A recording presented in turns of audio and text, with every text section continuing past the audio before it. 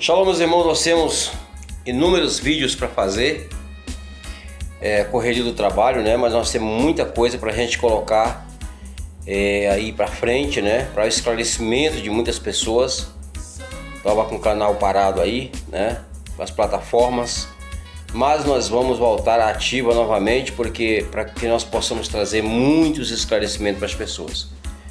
Nós vamos ver agora um texto de Bereshit, capítulo 22, se não me engano. Eu estou aqui, mas vocês vão ver já aí.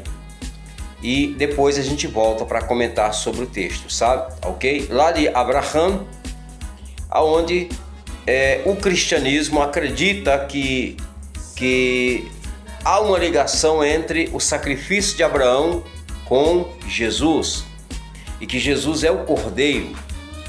Então eles apontam ali que o cordeiro que foi sacrificado ali por Abraão é uma representatividade do sacrifício vicário que Jesus fez na cruz. Sendo que as Bíblias dizem que foi um carneiro. Um carneiro ele é depois de um ano, é da mesma família do cordeiro. O cordeiro ele vai de 0 a 1 ano de idade. Então, enquanto ele tiver 8 meses, 7 meses, ele é um cordeiro. Até quando ele atingir a faixa etária de 1 ano, ele continua sendo um cordeiro. Depois que ele passa de 1 ano e 1 dia, ele não é mais cordeiro. Agora ele é um carneiro. 1 ano e 2 dias. Então ele já é um carneiro, deixa de ser um cordeiro. E para o sacrifício da lei, o carneiro não servia. Tinha que ser um cordeiro. E cordeiro, ele vai até 1 ano de idade. Passou de 1 dia, 1 ano, então já não... Então vamos ver aqui um vídeo rapidinho aqui feito pelo irmão, comentado pelo irmão Efraim. E o verso 13. Vocês podem ver que em negrito, eu tenho aqui na minha Bíblia também, na minha Torá, onde está escrito a palavra Ail. Ail não é um cordeiro, tá? Não é um cordeiro de forma nenhuma. A palavra cordeiro ou carneiro por ali é kevis. Você está vendo aí a palavra kevis. E Ail significa um servo, ok? Então vamos ver aqui o Efraim lendo aqui o texto em hebraico para vocês terem aqui uma noção. Vaisá Abraham et Einav vairá veine Ail ahar nehas bas var bekarnav vai ler Abraham vaikar et ha Ail vai a leolá tahat beno.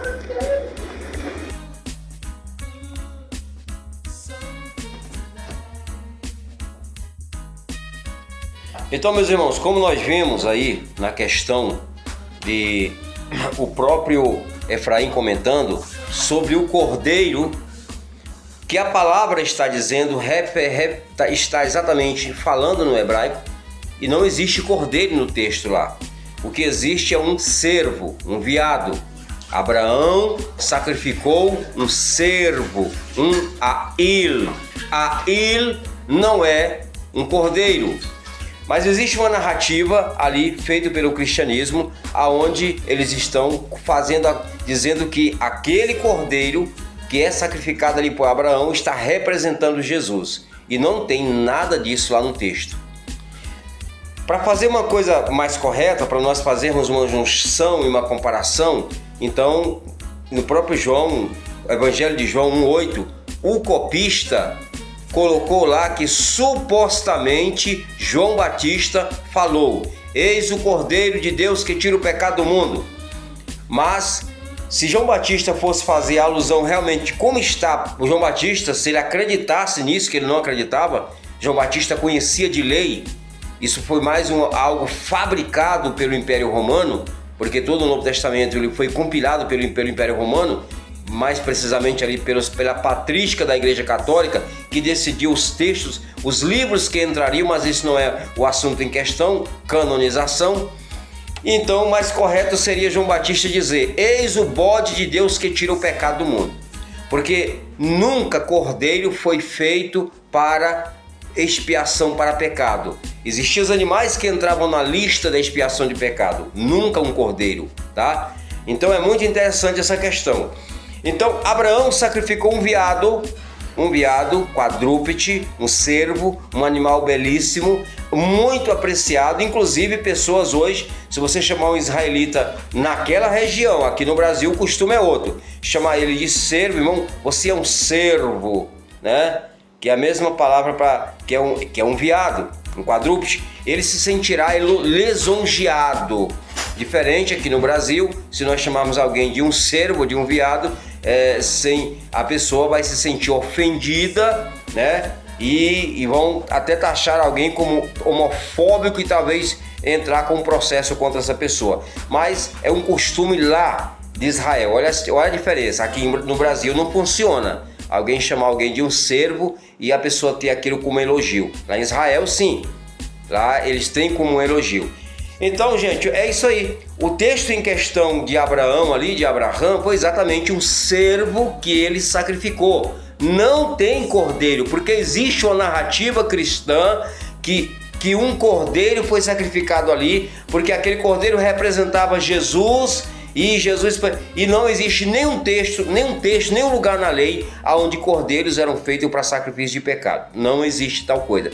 Os animais que estavam dentro dessa relação para sacrifício de pecado, estavam outros. Nunca um cordeiro foi sacrificado por expiação de pecado. O cordeiro de Persa, o que eles faziam? Era sacrificado pelo pai da família, não era nem por sacerdote.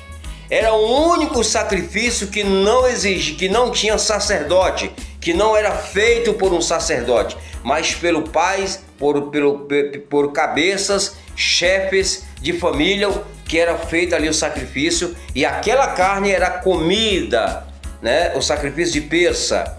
Então não tem nada a ver com Jesus. Então o animal que era sacrificado para perdão de pecado, ele não podia ser comido.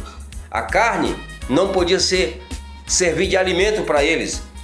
Yom Kippur, o bode, e ele ninguém podia se alimentar daquela carne do bode que era sacrificado. Um era mandado para Azazel, para o deserto, que ainda é um mistério essa questão do Azazel, mas o bode que era sacrificado não poderia ser comido. Não se come carne para sacrifício de pecado. Então você pode ver que existem muitas coisas muito estranhas no Novo Testamento quando se diz que Jesus, que ele tinha que se comer a carne dele, beber o sangue dele. Tem muita coisa que não bate, mas o foco não é esse. O que eu quero dizer para nós finalizarmos aqui é o seguinte: é um veado que foi sacrificado lá por Abraão no texto hebraico. Ail, tá? Não era um cordeiro de forma nenhuma. Fica aí essa curiosidade para vocês aí. Mas o cristianismo tem uma narrativa que foi um cordeiro sacrificado ali, infelizmente, né? Mas é um grande equívoco aí, que nem foi do cristianismo evangélico, mas isso foi uma interpretação que veio da patrística da Igreja Católica e que foi trago para os nossos dias de hoje, com essa narrativa como se fosse uma grande verdade. Shalom, gente, voltando aí, vamos fazer muitos vídeos esclarecedores para vocês tirar toda e qualquer dúvida e deixar os seus comentários aí. Um abraço, que o Eterno abençoe, Kadosh Baruch Hu, tamo junto e misturado. Shalom, shalom.